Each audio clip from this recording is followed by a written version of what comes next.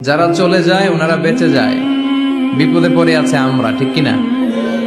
ওনাদের ওই পালাটা শেষ, কেউ থাকতে পারবে না। বিশ্বনবীও চলে গেল, বিশ্বনবীরও এই ইন্তেকালের মৃত্যুর যে কষ্ট এটা ভোগ করা লেগেছে, ঠিক কিনা?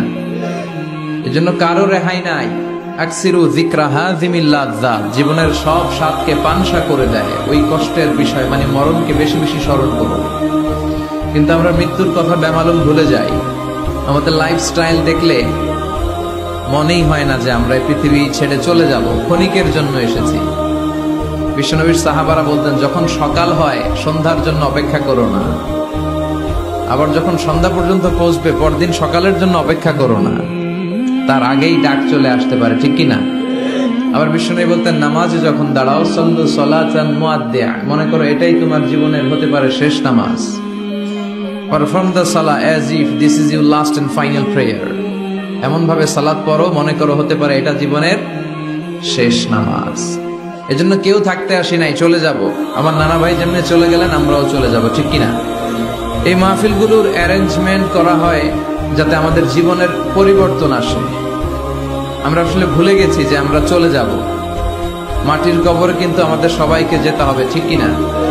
একদিন মাটির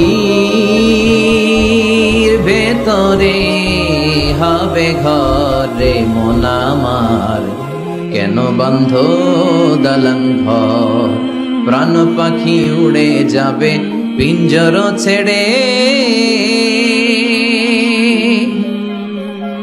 ধরা ধামে সবই রবে তুমি যাবে চলে, বন্ধু বান্ধব যত মাতা পিতা দ্বারা সুত সবই হবে তোমার পরে মন আমার, কেন বন্ধ দালান ঘর, একদিন মাটির ভেতরে হবে ঘরে মন আমার, কেন বন্ধ দালান ঘর, ঠিক না?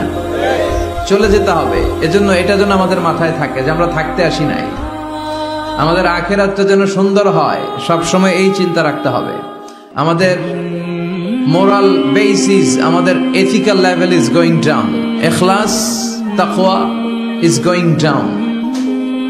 আল্লাহর উপর ভয়, আল্লাহর উপর অগাধ বিশ্বাস এবং আস্থা দিন দিন আমাদের কমছে, আর দুনিয়াকে পাওয়ার লোভ আমাদের বাড়ছে, ঠিক কিনা?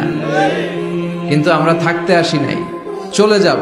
আমাদের অনেক লাগবে। গোটা বিশ্বে দেখবেন যে একটা প্রতিযোগিতা মানুষের মধ্যে, ছুটছে মানুষ পাগলের মতো। আরো লাগবে, আরো টাকা লাগবে, আরো সম্মান লাগবে, আমার আরো দাপট লাগবে, আরো জায়গা লাগবে, আরো ফ্ল্যাট লাগবে, আছে না নাই?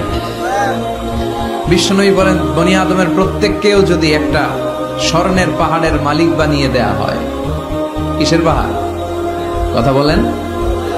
আচ্ছা, একটা স্বর্ণের পাহাড়ের মালিক যদি আপনি হন, আপনার পুরো 14 পুরুষ মিলে ওই স্বর্ণের পাহাড় যদি বিক্রি করেও খান, ওই পাহাড়ের অর্ধেকও শেষ করতে পারবেন?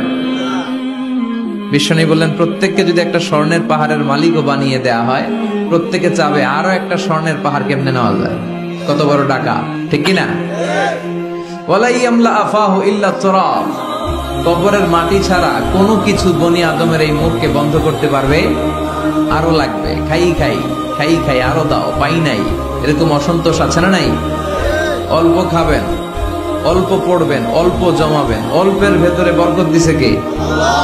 এজন্য বেশি বেশি আমরা করব না, অল্পে সন্তুষ্ট থাকবো, আর শুকর করবো একজনের, তিনি কে? কারণ তিনিই পারেন আপনার মনের সব জ্বালা যন্ত্রণা দূর করে দিতে। আল্লাহ পাক আমাদেরকে সহি সমঝ দান করুক। সবাই পড়েন আমিন।